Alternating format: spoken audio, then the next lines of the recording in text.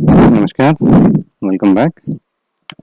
तो आज के लेक्चर में हम लोग डिस्कस करने वाले हैं ISO 9001 का लेटेस्ट जो स्टैंडर्ड है 2015, उस स्टैंडर्ड के बारे में हम लोग जो है डिस्कशन करने वाले हैं। लास्ट वाले लेक्चर में हमने आपको शेयर करी थी ISO 9000 सीरीज जो है वो क्या है, 9001, 9002, 9000 क्या है, 9003, वो हमने डिस्कस किया। फिर जो हिस्ट्री है, ISO 9000 सीरीज की हिस्ट्री है, कैसे कैसे जो है इवॉल्व होते गए, वो डिस्कस किया। तो आज जो है जो लेटेस्ट जो बन के आया है ISO 9001 का 2015 का जो स्टैंडर्ड है, जो आज के डेट में फॉलो किया जाता है, इम्प्लीमेंट किया जाता है, उसके बारे में हम चर्चा कर रहे हैं। तो जैसे कि आप लोगों को पता ही है ISO 9001 है क्या है, ये क्वालिटी मैनेजमेंट सिस्टम को कैसे इंप्लीमेंट करना है, उसकी जो समझ है,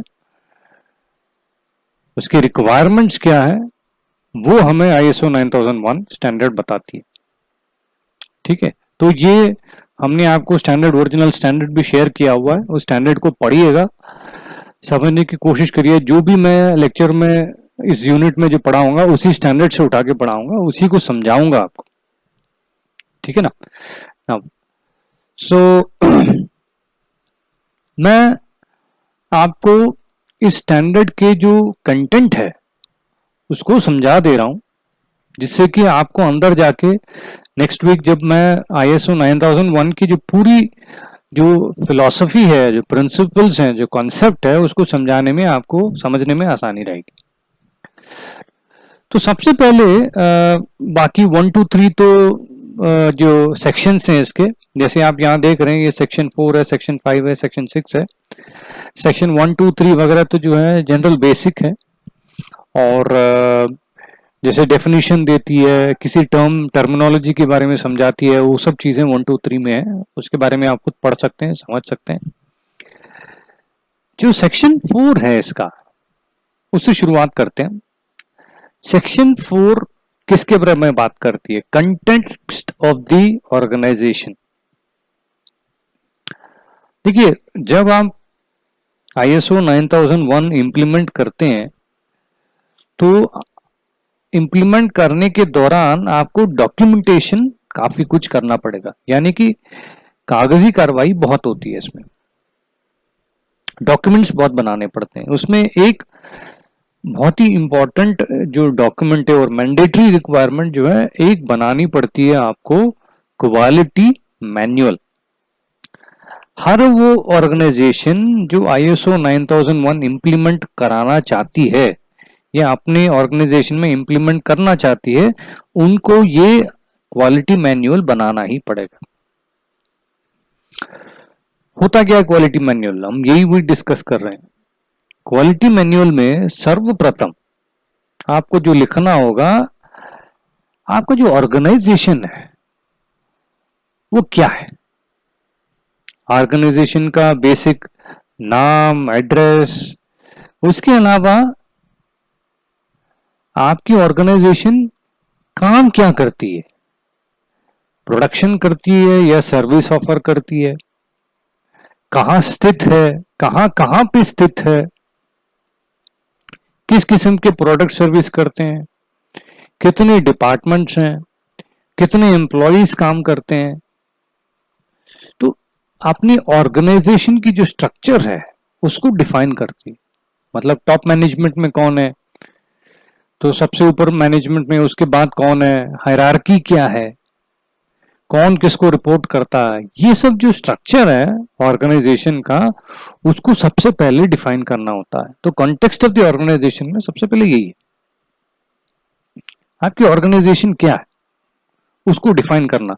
यहां जो आपको जो बताया जा रहा है, understanding the organisation and its context, वो वही है। ये वाली जो एस्पेक्ट है ये वही है। बेसिकली आप समझा रहे हैं कि आपकी ऑर्गेनाइजेशन क्या है, और इसका जो है लिखा पढ़ी भी होती है, जनरली ये लिखा पढ़ी भी होती है, ठीक है ना। ये आपको रेड बना लेता हूं। Okay, so this is explaining what your organisation is. Next में आते हैं। एक तो आपने ऑर्गेनाइजेशन बता दिया कि आप क्या हैं, कहाँ स्थित हैं, कितने लोग हैं, ये सिर्फ फलाना फलाना फलाना, अपनी खुद के ऑर्गेनाइजेशन के बारे में बता रहे हैं। दूसरा, आपके ऑर्गेनाइजेशन से मतलब रखने वाले जितने भी पार्टी हैं, वो कस्टमर हो, वो सप्लायर हो आपका, ठीक है, ये दो मेन है। सप्लायर आपको सामान देता है और कस्टमर आपसे खरीदता है ना, ये दो मेन इंटरेस्टेड पार्टीज हैं। ये लोग आपसे उम्मीद रखते हैं, कुछ उम्मीद रखते हैं। कस्टमर आपसे प्रोडक्ट की उम्मीद रखता है और वेंडर आपसे पैसे की उम्मीद रखता है, राइट। तो ये कौन है आपके इंटरेस्टेड पार्टीज, कस्टमर्स कौन है, वेंडर्स या सप्लायर कौन है, ये भी क्लियरली डिफाइन कर लेना होता है, ठीक। ये डिफाइन करने के बाद, ये तो आपके ऑर्गेनाइजेशन के बारे में हो गया। आप क्या है, आप क्या करते हैं, आपकी कंपनी से मतलब रखने वाले कितने लोग हैं, वो डिफाइन कर ली। जो तीसरी चीज है वो है scope of the quality management system. जो क्वालिटी मैनेजमेंट सिस्टम आप अपने ऑर्गेनाइजेशन में इंप्लीमेंट करना चाह रहे हैं, उस क्वालिटी मैनेजमेंट सिस्टम की आपके ऑर्गेनाइजेशन के भीतर क्या स्कोप है,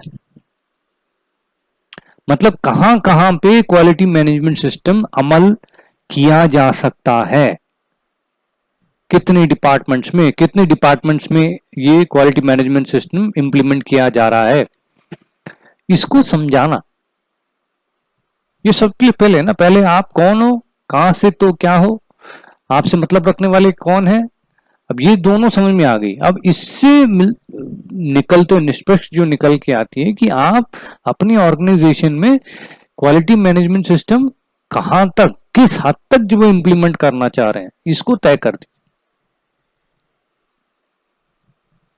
इसको तय करने के बाद क्या क्वालिटी मैनेजमेंट सिस्टम का आपका प्लान है, कैसे उसको इंप्लीमेंट करेंगे,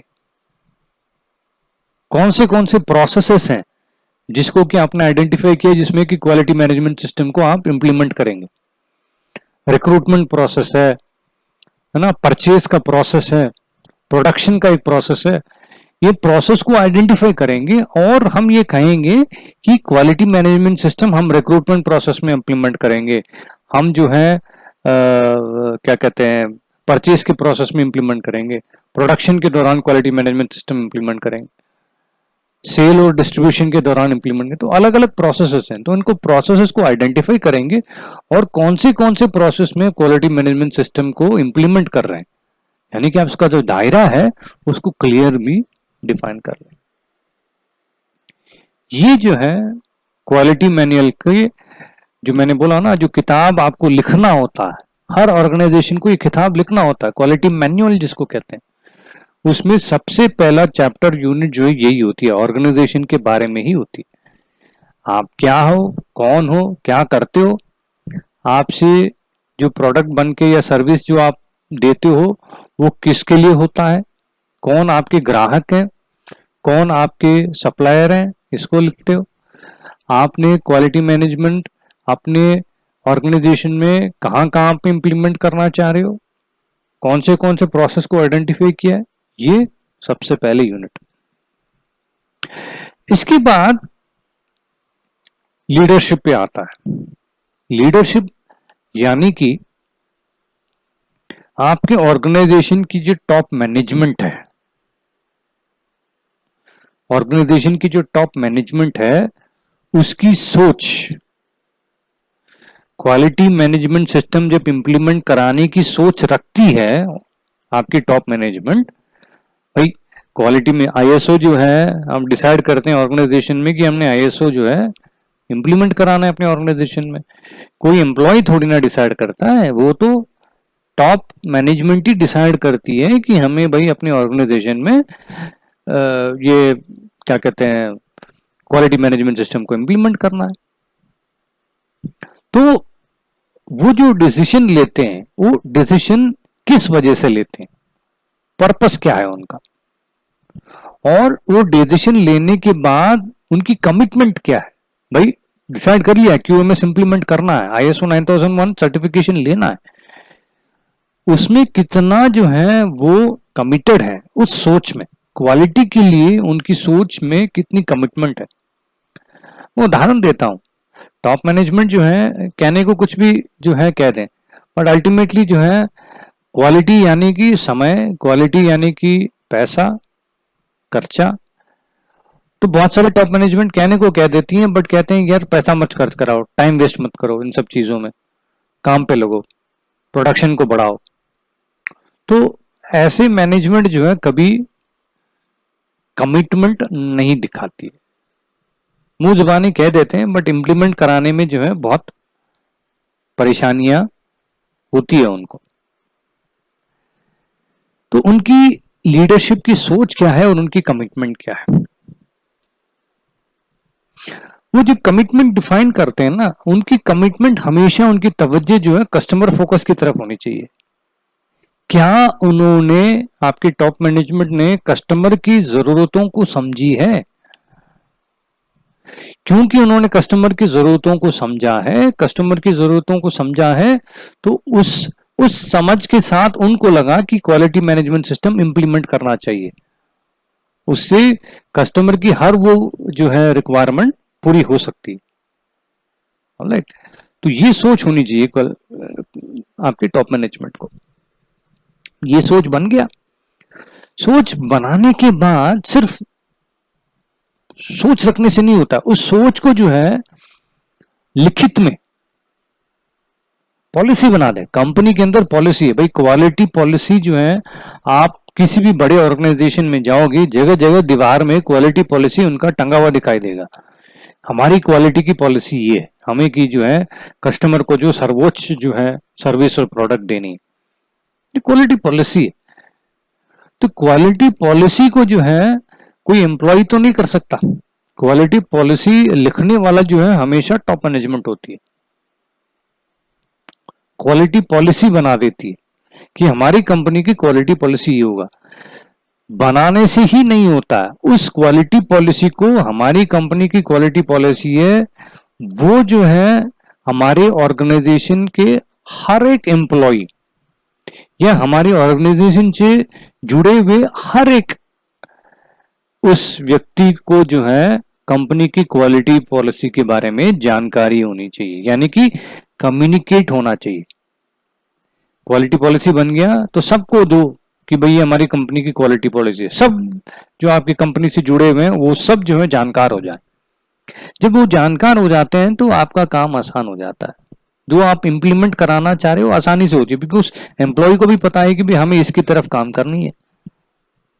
तो कम्युनिकेट भी करना होता है, यानी कि क्वालिटी पॉलिसी लिखना एक तरफ और उसको कम्युनिकेट करना एक तरफ। अब इसके अलावा जो तीसरी चीज जो लीडरशिप में आती है, ये तय करना कि कौन क्या काम करेगा ऑर्गेनाइजेशन में। किसी भी ऑर्गेनाइजेशन में ये डिफाइन कर देना, यानी कि रेस्पॉन्सिबिलिटी, जिम्मेदारियां जो है डिफाइन कर देना बहुत जरूरी है, कौन क्या काम करेगा, है ना। ये जो है लीडरशिप वालों का ही काम है, लीडर का। ये जो टॉप मैनेजमेंट तो डिसाइड करती है कि कौन काम क्या करता है, एम्प्लॉय तो डिसाइड नहीं करता। तो ये लीडरशिप है। तो ISO 9001 जो है इस पे बहुत जोर देते हैं, शुरुआत ही से होती है, देख रही। क्योंकि अगर टॉप मैनेजमेंट में क्वालिटी की तरह तवज्जो नहीं है और सोच ही नहीं है, तो नाम के वास्ते इंप्लीमेंट कराने का कोई मतलब नहीं बनता, सबसे पहले। अब आपने सोच रख दिया कि क्वालिटी पॉलिसी बना दिया, लोगों को बता दिया, अब ये जो क्वालिटी पॉलिसी की आपने बात करी है, क्वालिटी मैनेजमेंट सिस्टम की बात करी है, उसको अमल कैसे करेंगे, इंप्लीमेंट कैसे होगा, तो उसकी प्लानिंग होती है, उसकी प्लानिंग होती है।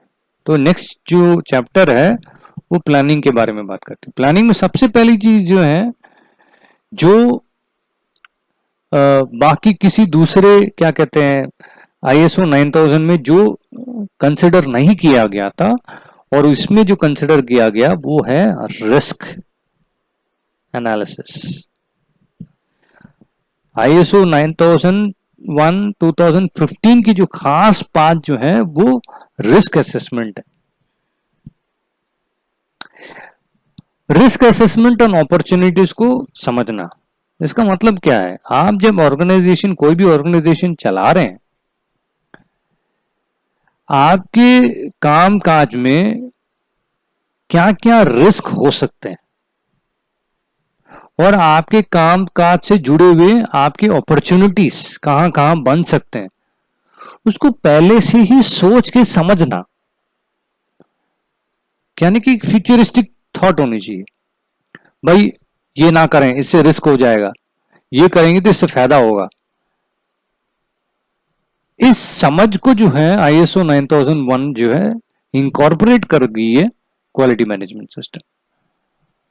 भाई जो प्लानिंग करके काम नहीं करता उसका कभी कोई जो है अच्छा फलस्वरूप निकल ही नहीं सकता। एक आध बार निकल जाए तो निकल जाए, बट हमेशा जो है अच्छा फलस्वरूप निकले इसका कोई गारंटी नहीं, हो ही नहीं सकता। तो सबसे पहले जो है अपना प्लानिंग में रिस्क को समझना, आपके बिजनेस के रिस्क कौन से हैं, आपके बिजनेस के अपॉर्चुनिटीज क्या हैं उसको समझना, तो वो प्लानिंग का पहला हिस्सा। एक बार रिस्क आपको समझ में आ गई, आपकी अपॉर्चुनिटी समझ में आ गई और आप क्वालिटी को इंप्लीमेंट करना चाह रहे हैं, तो क्वालिटी का उद्देश्य, ऑब्जेक्टिव, क्वालिटी ऑब्जेक्टिव्स क्या क्या हैं आपके ऑर्गेनाइजेशन के, वो डिफाइन करिए। ये दूसरा है प्लानिंग का, ठीक है। अब आपने ऑब्जेक्टिव डिफाइन कर दिया। ऑब्जेक्टिव डिफाइन करने का रीजन ये होता है, मैं आपको बताता हूं क्वालिटी ऑब्जेक्टिव डिफाइन करने का क्या एग्जांपल समझाता हूं। आपने डिग्री लेने की ठान ली, एडमिशन ले लिए, एडमिशन का ऑब्जेक्टिव क्या है? जैसे बहुत सारे बच्चे जो हैं डिग्री इसलिए पास करते हैं कि भाई सरकारी नौकरी लेनी है, पुलिस में भर्ती होनी है, UPSC की एग्जाम देनी है, ये आपकी ऑब्जेक्टिव है। डिग्री लेने का जो ऑब्जेक्टिव क्या है कि आपको नौकरी चाहिए, सरकारी नौकरी चाहिए, पुलिस की चाहिए, आर्मी की चाहिए, डिफेंस की चाहिए, UPSC एग्जाम में चाहिए, कोई भी है, ये ऑब्जेक्टिव है। जब ऑब्जेक्टिव आपकी तय होती है तभी जो है आप अपने प्लान को उस तरीके से बिठाओगे कि आप अपने ऑब्जेक्टिव को अचीव कर सके। तो सिमिलरली आपकी ऑर्गेनाइजेशन की जो है रिस्क समझ में आ गया, अपॉर्चुनिटी समझ में आ गया, अब आप अपनी क्वालिटी की ऑब्जेक्टिव्स को जो है तय कर ली। क्योंकि जब क्वालिटी की ऑब्जेक्टिव्स को तय करेंगे, आप समय समय पर ये जरूर देखेंगे कि क्या आपकी जो ऑब्जेक्टिव है वो अचीव होगा या नहीं होगा, जो जिस तरीके से आप काम कर रहे हैं। आपको मान लीजिए UPSC एग्जाम जो है पास होना है, उस मकसद से आपने डिग्री ली, डिग्री एलिजिबिलिटी देगी, बस आपको रिटर्न में बैठने की एलिजिबिलिटी देगी, है ना, बट क्या वो एग्जाम पास कर पाएंगे आप? पास एग्जामिनेशन करने के लिए आपको मेहनत करनी पड़ेगी, आपको कुछ विषयों में मतलब स्पेशलाइज करना पड़ेगा, सब्जेक्ट की पकड़ होनी चाहिए, तब जाके आपको नौकरी मिलने की चांसेस बनती है। डिग्री तो महज आपको एलिजिबिलिटी देगी, बस डिग्री मिल जाने से जो है सब कुछ खुल नहीं जाता है, डिग्री मिल जाने से आपकी सिर्फ एलिजिबिलिटी बन जाती। तो ऑब्जेक्टिव्स को पूरा करने के लिए आपको जो करना है वो करना है। तो मान लीजिए आपने समय समय पर जब आपने तवज्जो दी, आपको समझ में आया है कि आपके ऑब्जेक्टिव्स पूरा होने लायक आप काम नहीं कर रहे हैं, तो क्या करना चाहिए, आपके तौर तरीके में चेंजेस लानी चाहिए। आपकी प्लानिंग में कमी है तो प्लानिंग में चेंजेस लाना चाहिए। तो वही जो है यहाँ पे बता रहे हैं, प्लानिंग में चेंजेस लाना। ये भी प्लानिंग के तहत पहले डिफाइन होना चाहिए। अगर आपके प्लान के मुताबिक जो है आपकी प्रोसेस काम नहीं कर रही है तो ये डिसाइड करिए कि कैसे चेंज करेंगे इसको, वो भी प्लानिंग में शामिल कर लीजिए। ठीक, right. Now the next will be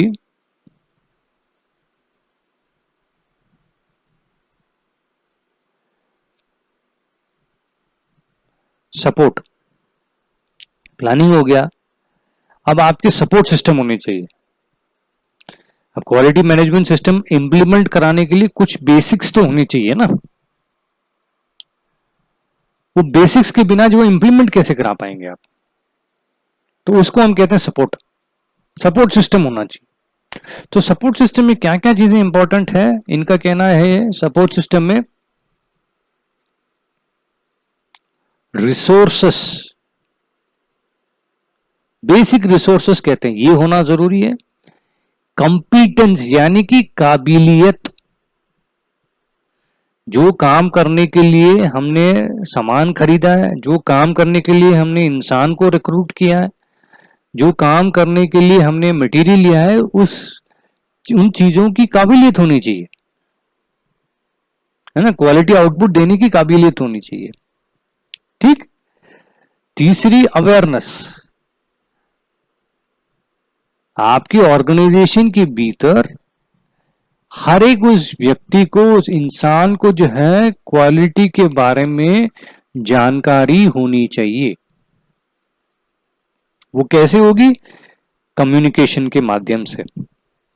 यानी कि टॉप मैनेजमेंट अगर कुछ क्वालिटी के बारे में निर्णय लेती है, आपकी बॉस आपको निर्णय ले लेती है, वो दिमाग में बैठे रहने से नहीं होता, वो हर एक एम्प्लॉय को जो है कम्युनिकेट भी होना चाहिए, पता भी होना चाहिए। ठीक। देन पांचवी चीज जो सपोर्ट सिस्टम है जो है डॉक्यूमेंटेड इंफॉर्मेशन। ये मैंने बोला ना, ISO 9000 का, कोई भी ISO स्टैंडर्ड की जो सबसे इंपॉर्टेंट चीज होती है डॉक्यूमेंटेशन, यानी कि कागजी कार्रवाई। कागज जो है, हर चीज का कागज होता है, लिखा पढ़ी क्लियर होना चाहिए। जो भी आप काम कर रहे हैं वो लिखित में होनी चाहिए।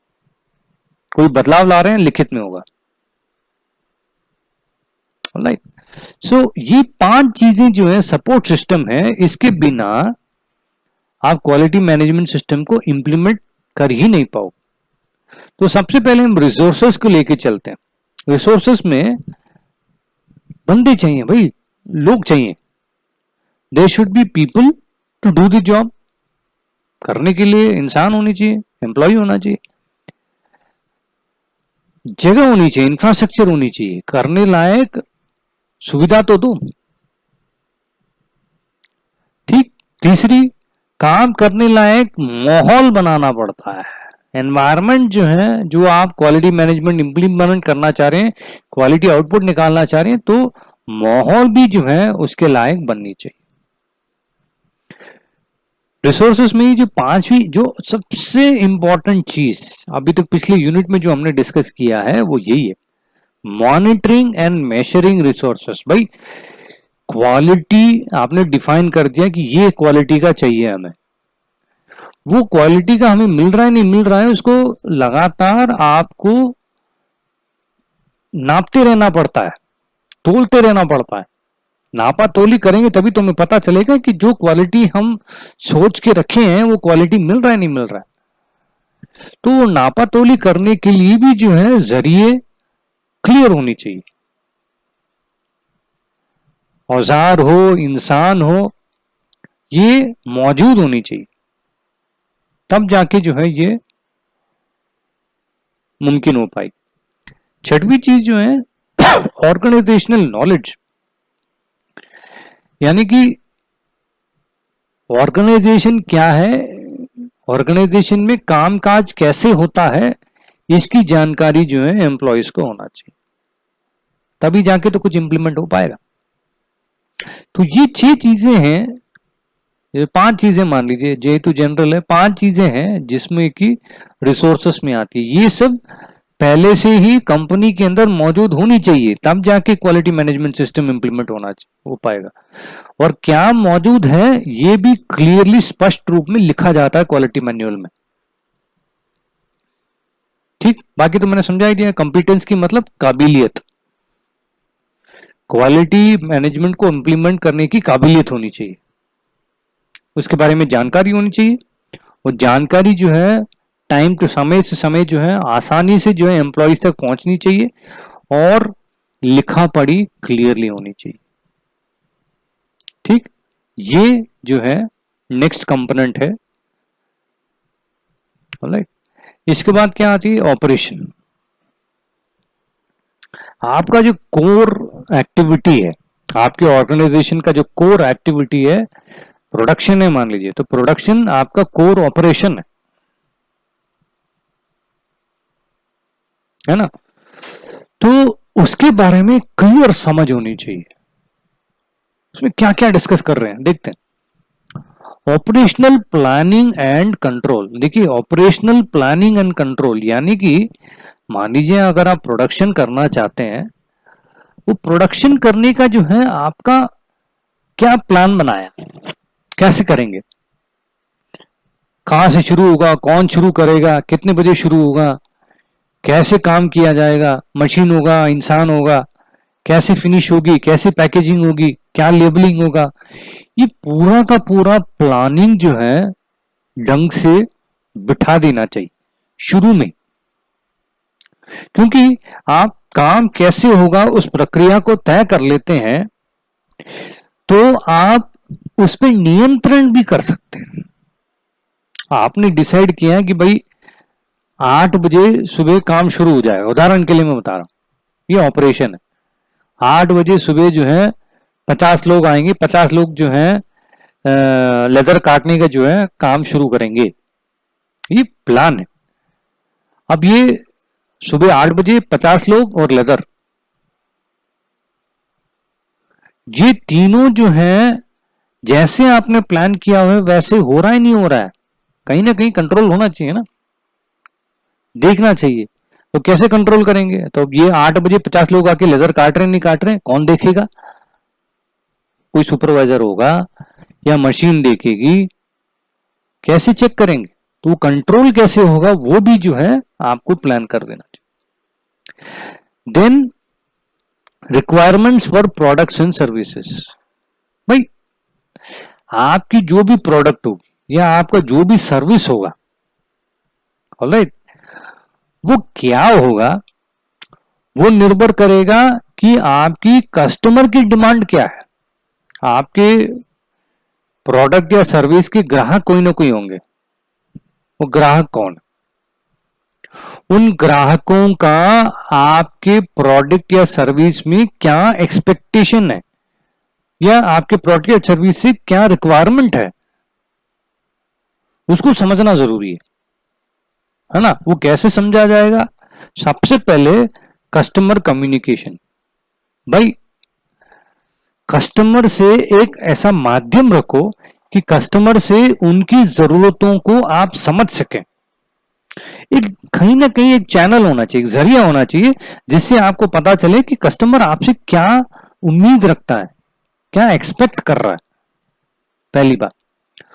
दूसरी बात, कस्टमर की जरूरतों के हिसाब से ये तय करना कि एक्चुअल में आपके प्रोडक्ट या आपके सर्विस में क्या होनी चाहिए।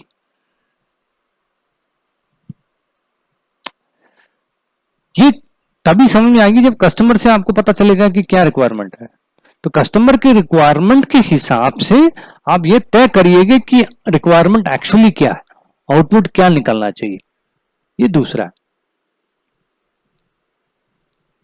ये तय कर लिया आपने कि हमारी प्रोडक्ट जो है ये बनेगी और इस क्वालिटी की बनेगी, इसमें ये चीजें होंगी, ये कस्टमर की रिक्वायरमेंट है, ये तय कर ली, ठीक है। अब जो रिक्वायरमेंट आपने जो तय किया है इसको टाइम टू टाइम जो है आप रिव्यू करते रहिए, रिव्यू करते रहिए। देखिए समय के अनुसार ना डिमांड भी बदलती है, रिक्वायरमेंट भी बदलती है। अब हम मोबाइल फोन का ही लेके चलें, है ना, तो मोबाइल फोन जो है 2-3 साल पहले कैमरे की जो है मेगापिक्सल जो होता था, मतलब 2 मेगापिक्सल होता था या 1 मेगापिक्सल का कैमरा हुआ करता था। आजकल तो डिमांड बढ़ गई है ना। तो अगर समय टू समय जो है आप ये रिव्यू नहीं करेंगे कि कस्टमर जो है क्या डिमांड रखता है, आप अपनी प्रोडक्ट की क्वालिटी को बढ़ा नहीं सकेंगे, बेहतर नहीं कर पाएंगे। अब क्वालिटी की प्रोडक्ट मतलब कस्टमर की रिक्वायरमेंट पूरा नहीं करेंगे तो आपका तो बिजनेस ही नहीं है ना। तो ये तय करना भी जरूरी है। ठीक, अब आपने रिव्यू कर लिया कि कस्टमर की रिक्वायरमेंट क्या है, कस्टमर की रिक्वायरमेंट को समझ लिया आपने और टाइम टू टाइम उसको रिव्यू करते जा रहे हैं। तो रिव्यू करने के बाद जो आपको इंफॉर्मेशन मिलती है, उस इंफॉर्मेशन के आधार पर आपको प्रोडक्ट की रिक्वायरमेंट बदलना पड़ेगा। यानी कि समय के हिसाब से प्रोडक्ट की रिक्वायरमेंट में बदलाव आती है। आप कपड़े की इंडस्ट्री की मान लीजिए, जीन्स का जो है, जीन्स ट्राउजर्स का जो है, उस जमाने में जो है एक पर्टिकुलर टाइप का कट हुआ करता था। आजकल कट जो है अलग अलग आ गए हैं, स्किन फिट आ गया, पता नहीं क्या क्या चीजें आ गई हैं। यानी कि कस्टमर की रिक्वायरमेंट के हिसाब से मैन्युफैक्चरर भी फैशन के ट्रेंड के हिसाब से अपनी प्रोडक्शन को बदलता है, क्वालिटी उसी से निर्भर होती है। ठीक है, तो ये जो है requirement for products and services है, ये तय करना। दूसरा आता है design and development of products and services. देखिए, जब आप प्रोडक्ट या सर्विस को जो है डिसाइड करते हैं कि ये होगा और कस्टमर के रिक्वायरमेंट के हिसाब से, नाउ उसकी जो स्क्रैच जो होती है, यानी कि शुरुआत से लेके सब कुछ जो है प्लान्ड तरीके से होना चाहिए। एग्जाम्पल के लिए, प्रोडक्ट की जो डिजाइन होती है और उसकी जो डेवलपमेंट होती है, उसकी प्रॉपर प्लानिंग होना चाहिए। कैसे होगा, मतलब रिक्वायरमेंट आपके पास आ गया कि प्रोडक्ट ये बनेगा, ऐसी कस्टमर जो है डिमांड रख रहा है। अब वो प्रोडक्ट जो है आप बनाएंगे कैसे, उसकी प्लानिंग होनी चाहिए। बनेगा कैसे, डेवलप कैसे होगा, उसकी प्लानिंग होनी चाहिए। वो पहला हिसाब है, प्लानिंग होती है। प्लानिंग के बाद जैसे आपने प्लान किया है, उस प्लान के मुताबिक आपको क्या क्या चीजें आपके प्रोसेस में लानी होगी। इनपुट क्या क्या होगा, मटेरियल मान लीजिए, मैन पावर मान लीजिए, भाई कि दर्जी है, दर्जी जो है स्पेसिफिकली जो है जीन्स कपड़े काटने की जो है उसकी खासियत है, तो उसको आप प्रोडक्शन में लाएंगे जब जीन्स को प्रोडक्शन करनी। तो स्पेसिफिकली आपके इनपुट्स क्या क्या होगा आपके प्रोसेस में, वो डिफाइन करना पड़ेगा प्लानिंग के बेसिस में। ठीक, वो ये कंट्रोल्स, भाई डिजाइन आपने तय कर लिया, कौन करेगा ये तय कर लिया, कैसे होगा ये तय कर लिया। अब ये जो है आपके नियंत्रण में होना चाहिए। डिजाइन और डेवलपमेंट की जो पूरी प्रोसेस जो है प्रोडक्ट की, आपके नियंत्रण में होना चाहिए, कंट्रोल में होना चाहिए। तो कंट्रोल कैसे करेंगे, इंसान जिसको आपने डिप्यूट किया उस काम करने के लिए, वो काम कर रहा है नहीं कर रहा है, मशीन आपने जिसको लगाया वो मशीन उस हिसाब से काम कर रही है नहीं कर रही है, कंट्रोल होना चाहिए, नियंत्रण होना चाहिए। ओके, वो चौथी पॉइंट है डिजाइन एंड डेवलपमेंट। पांचवा जो है डिजाइन एंड डेवलपमेंट आउटपुट्स। क्या आउटपुट निकल आएगा, कितने आउटपुट निकल आएंगे, एक घंटे में जो है 100 जूतों की जोड़ी निकल आएगी, ये आउटपुट है, ये डिफाइन करना पड़ेगा, तभी तो आप कंट्रोल कर पाएंगे। ये आउटपुट जो है आपको डिफाइन करना पड़ेगा। देन अगर मान लीजिए आप मॉनिटर कर रहे हैं, कंट्रोल कर रहे हैं और आपको पता चल रहा है कि बार बार प्रोसेस जो है आपके नियंत्रण में नहीं है, आपके कंट्रोल में नहीं है, तो उस प्रोसेस में क्या बदलाव लाया जा सकता है और उस बदलाव को आप कैसे लेके आएंगे उसका भी पहले से ही जो है तय कर लीजिए। चेंजेस कैसे लाना है उसको भी पहले से ही तय कर लीजिए। ये design development product service of products and services. ठीक, क्या आगे चलते हैं।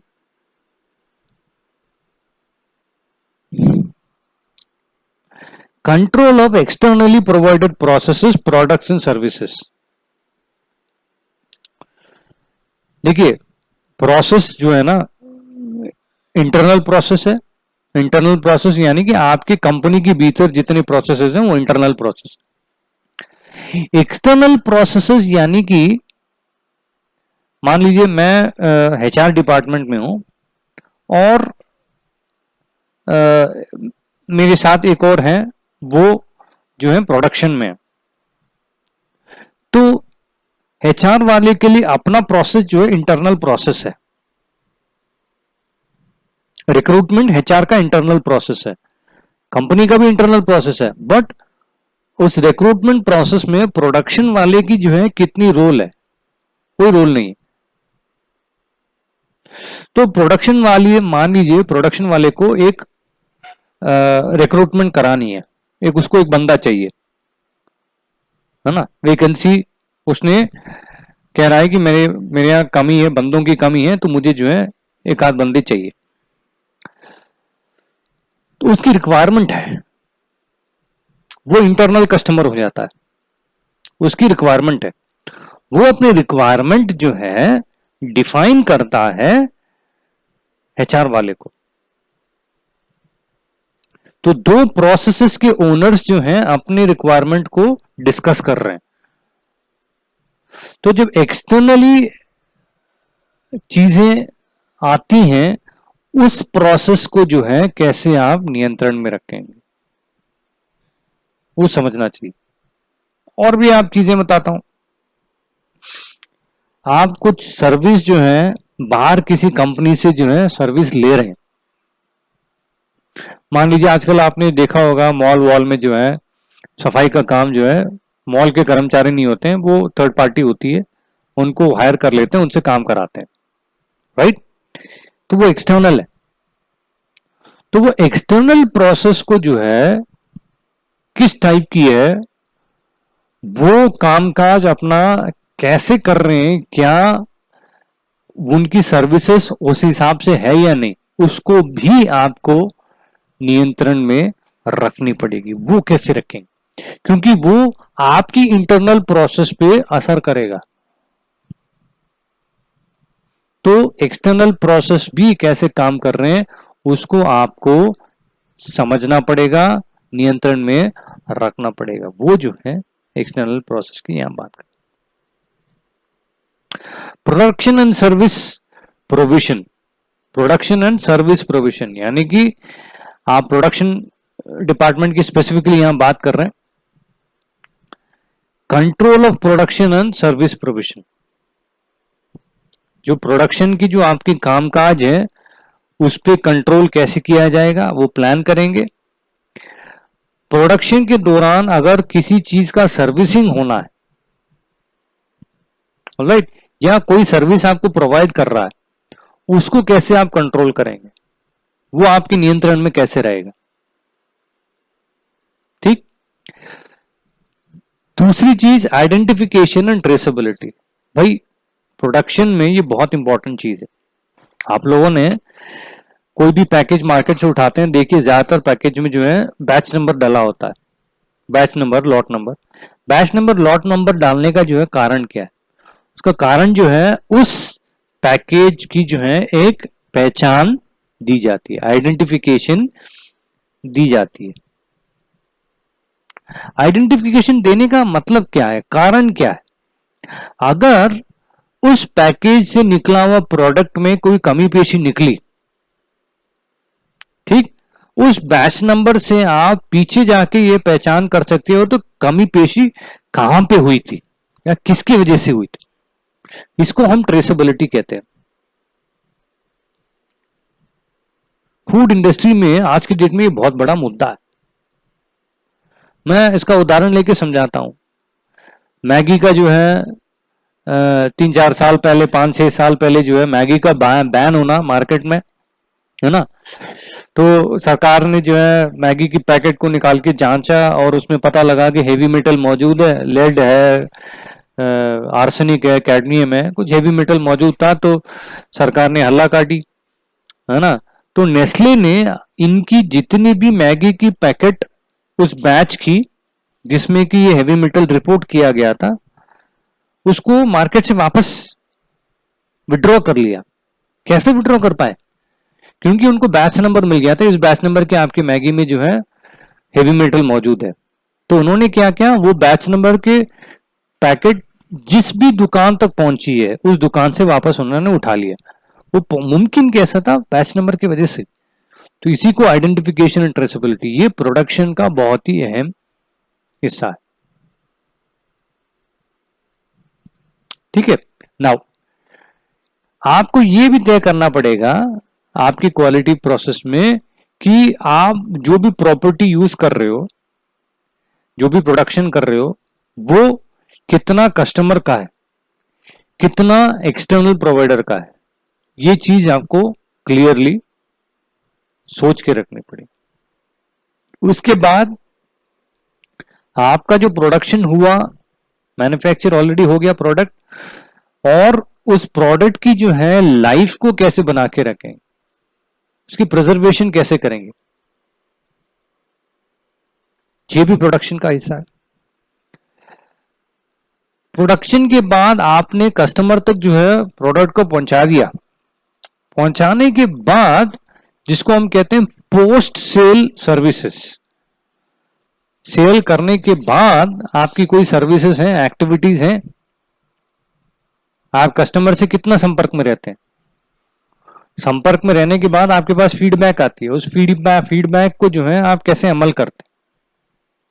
तो ये भी जो है पोस्ट डिलीवरी एक्टिविटीज में आती है। कंट्रोल ऑफ चेंजेस, प्रोडक्शन में अगर आप चेंजेस लाना चाहते हैं तो कैसे ले आएंगे, उसके बारे में क्लियर समझ रखना।